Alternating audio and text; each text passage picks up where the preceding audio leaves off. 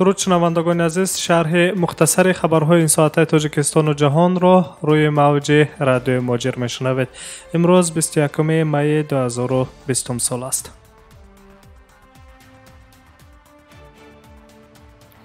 خبرهای این ساعته را از تاجیکستان شروع میکنیم. پرزیدنت جمهوری تاجیکستان امامعلی رحمان به سروزیر کشور قاهر رسولزاده که همزمان رئیس ستاد جمهوریوی اوید به مبارزه با ویروس کرونا را بر عهده دارد دستور داده است که آمار همه‌روزه اوید به وضع پنجشنبه بیماری کرونا ویروس در جمهوری را منظور شهروندان گردانند. رئیس جمهور گفت که باید معلومات‌های پوره درباره بیمارانی که تبابت می‌گیرند و فوتیدند یا اینکه سرایت یافتند همه‌روزه به سهم شهروندان توسط وسایل اخبار عامه رسانیده شود. اینچنین سپارش دیگر سرور دولت روان نمودن اهمیت منتظم و در مطبوعات چاپ کردن نتیجه ها اوید به کارهای انجام داده شده ایستاده در سمت مبارزه بر ضد کرونا ویروس در تاجیکستان می باشد. پنهان نکنید، مردم باید حقیقت را دانند، تاکید داشته است پرزیدنت جمهوری تاجیکستان. یادآور می‌شویم که وزارت تندرستی و حفظ اجتماعی اهالی جمهوری بار اول پس از دامنگستر داده کردن ویروس کووید 19 در تاجیکستان معلومات اوید به تبابت یافتگان از ویروس کرونا را نشر کرد. طبق آمار دیروزه 20 می سال 2020 سال شماره مبتلایان کووید 19 در تاجیکستان به 2140 نفر رسیده. طبیبان تاکنون توانستند 470 بیمار را از این ویروس خطرناک تبابت کنند و همچنین 41 بیماران از کووید 19 فوت کردند. طبق آمار نشر کرده مقامات دو روز است که شماره قربانیان کرونا ویروس در تاجیکستان خوشبختانه تغییر نمی کند و با باوری مقامات در این 2 روز گذشته کسی از ویروس کووید 19 در نگذشته است.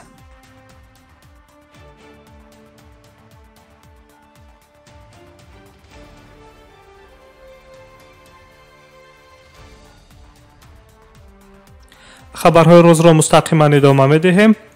صحبت تلفنی وزیر کارهای خارجه جمهوری تاجیکستان سراج الدین محردین و وزیر کارهای خارجه جمهوری ارمنستان زهراب مناتستکانیان 20 می برگزار گردید. وزیر کارهای خارجه اوید به اقدام‌های حکومت‌های هر دو کشور برای مبارزه با پاندمی مبادله افکار کردند. ضمن صحبت وزیران روابط بین المللی هر دو کشور مسائل مبارزه با پنجشنبه سرایت کرونا ویروس نوع کووید 19 محاکمه گردیده. اوید به اقدامات حکومت‌های هر دو کشور برای مبارزه با پاندمی تبادل نظر کرده شد. وزیر کارهای خارجه جمهوری تاجیکستان و وزیر کارهای خارجه جمهوری ارمنستان اینچنین نوید به مسائل مبرم مناسبت‌های دو جانبه تبادل افکار نموده و موافقه رسیدند که فعالیت طرف‌ها در ساحه‌های مختلف پیش از همه با استفاده از مکانیزم مشورت‌های سیاسی و نیروی کمیسیون بین حکومتی تاجیکستان و ارمنستان باید به همکاری‌های تجارتی و اقتصادی توسعه داده شود.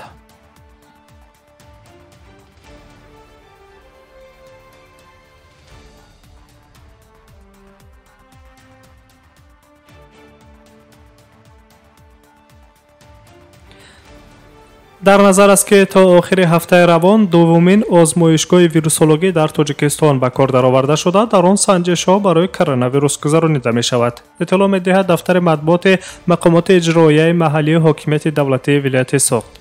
آزمایشگاه نو در شهر خوجند افتتاح می شود که این در تاجیکستان دومین آزمایشگاه ویروسولوژی در این دوره مشکل دانسته می شود و از این به بعد تشخیص تست سنجش ها و دیگر تحقیقات ها اوید به معین کردن گرفتاری بیماران کووید 19 در ولایت سوخت مربوط این آزمایشگاه خواهد بود. یادآور می‌شویم که قبلا هنگام تشریف هیئت سازمان جهانی بهداشت به تاجیکستان رهبر گروه خاص سازمان عمومی جهانی تندرستی پاتریک اوکانور گفته بود که امکانات آزمایشی را در تاجیکستان گسترش دادن ضرور است تا نه تنها در دوشنبه بلکه در دیگر منطقه‌های جمهوری نیز آزمایش‌ها گذرانیده شود. متخصصان سازمان جهانی بهداشت تاکید داشته بودند که این وضع سنجش را در تاجیکستان بهتر نموده روند انتظار نتیجه ها را سرعت می‌بخشد.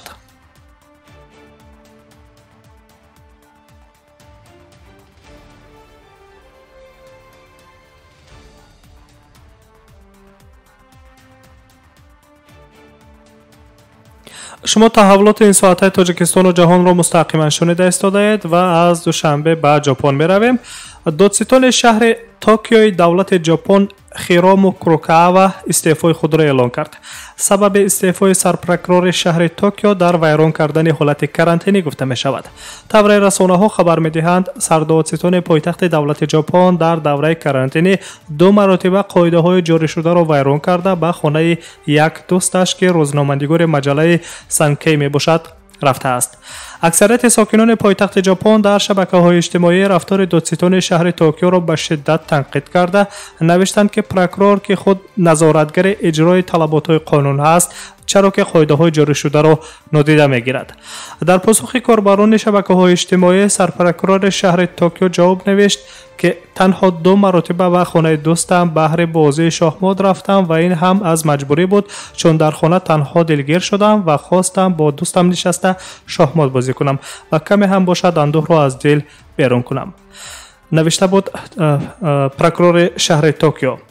بر ضمن این همه ساکنان شهر توکیو حمله های لفظی را بالای پروکورور کم نکردند و همین طریق تحت فشار شدید کاربران شبکه‌های اجتماعی خیرامو کروکاوا سرپرکرور شهر توکیو دولت ژاپن از مقام خود استعفا داد. از این پیش در اول ماه اپریل نیز وزیر تندرستی شتلند کاترین کالدوردورت به سبب ویران کردن طلبات کرانتینی از مقام خود استعفا داده بود.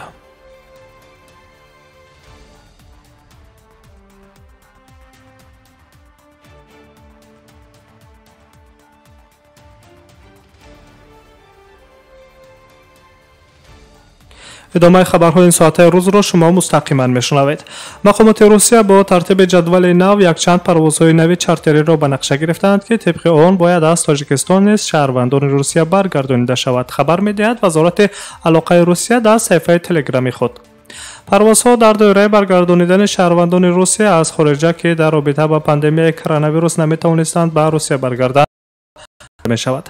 طبع در خبر آورده شده است روز دوشنبه 25 مای در مسیر مسکو، سه‌شنبه 26 مای دوشنبه کراسنویارسک و دوشنبه یکاترینبورگ پروازهای چارتری به نقشه گرفته شده است که در این پروازها از جنوب روسیه عملی می‌گردد و تنها شهروندان روسیه از تاجیکستان برآورده می‌شوند. یادآور می‌شویم که در زمینه پاندمی کرونا ویروس 27 مارس سال جاری روسیه پروازهای منتظم با دیگر کشورها را از جمله پروازها با تاجیکستان را تا به اعتدال آمدن وضع اپیدمیولوژی در روسیه موقتا قطع کرده بود. در فرمان منع پروازها آن زمان مقامات روسیه گفته بودند که در این مورد استثنا می شود پروازهای صادراتی برای برگردانیدن شهروندان خود روسیه، همچنین پروازهای بارکشانی و سانیتری و گومانیتری.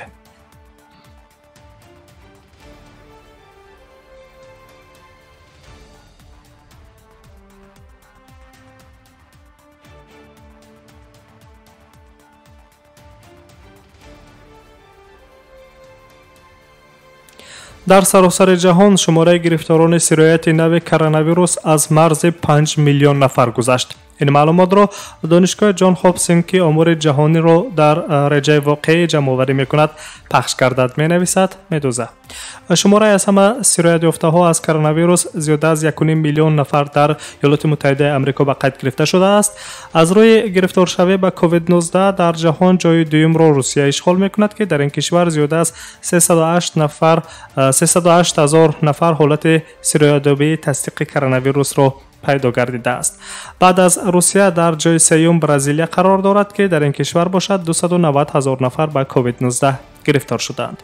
همگی 328,000 نفر در تمام جهان از کرونا ویروس وفات کردند. در ایالات متحده آمریکا بیش از 93,000 فوت به قید گرفته شده است. در آمار فوت از روی امور فوت ها جای دوم و سوم را بریتانیای کبیر با بیش از 35,000 نفر و کشور ایتالیا با 32,000 نفر اشغال میکنند.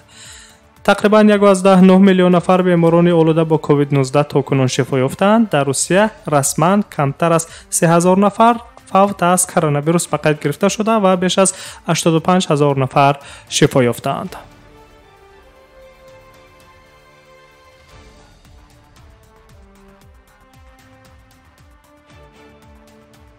شنوندگان عزیز، خبرهای این ساعته تاجیکستان و جهان را مستقیما روی موج رادیو موجر شنیدید. برنامه‌های دیگر رادیو موجر جریان دارد و در ساعت‌های بعدی شما را با خبرهای تازه آشنا خواهیم ساخت. سلامت باشید.